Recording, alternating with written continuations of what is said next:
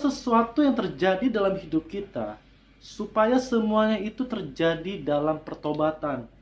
Kita bisa berkembang dan supaya kita berbuah untuk kemuliaan Tuhan. Dia rindu supaya kita mengalami suatu perubahan yang maksimal. Kita seringkali tidak melakukan proses yang harus kita hadapi. Bahkan kita menghindari proses itu, dan justru itu bisa merubah kita untuk bisa mencapai level yang selanjutnya. Bahkan tidak tutup kemungkinan kita seringkali mengeluh, menggerutu, dan memposisikan kita, menyatakan diri kita menjadi korban dari semua hal yang terjadi dalam hidup kita. Cobalah kita merubah paradigma dan pola pikiran kita sesuai dengan firman Tuhan. Berusahalah untuk bisa mengampuni dan berusahalah untuk bisa sejalan dalam pikiran Kristus. Kita selalu cenderung berpikiran negatif terhadap Tuhan. Padahal, kalau kita merenungkan, Tuhan selalu memberi yang terbaik buat kita.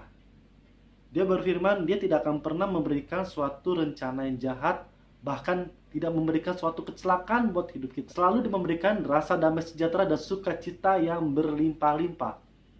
Biarlah fokus kita bukan merubah menjadi keadaan orang lain dan posisi orang lain untuk menghadapi segala sesuatu. Ubahlah hidup kita menjadi serupa dengan karakter Kristus.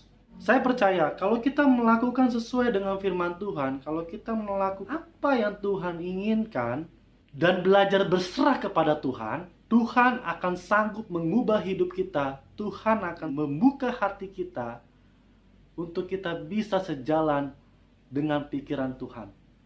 Kalau kita bisa melewati semuanya, percayalah kita akan bisa mencapai sebuah kemenangan dalam setiap proses yang kita hadapi. Kita tidak akan pernah lari dalam setiap ujian-ujian yang kita hadapi. Bahkan dengan tenang kita bisa hadapi bersama Tuhan.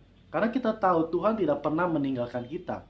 Dan kita tidak akan pernah lelah apa yang kita hadapi. Bahkan kita selalu bisa mengucap syukur dengan apa yang terjadi dalam hidup kita. Kalau kita mau belajar berserah kepada Tuhan, percayalah, kita akan menerima yang baik dan kita akan mencapai sesuatu apa yang kita inginkan. Bahkan kita belajar lebih berserah, kita akan menjadi serupa dan segambar dengan Sang Pencipta, yaitu Allah sendiri.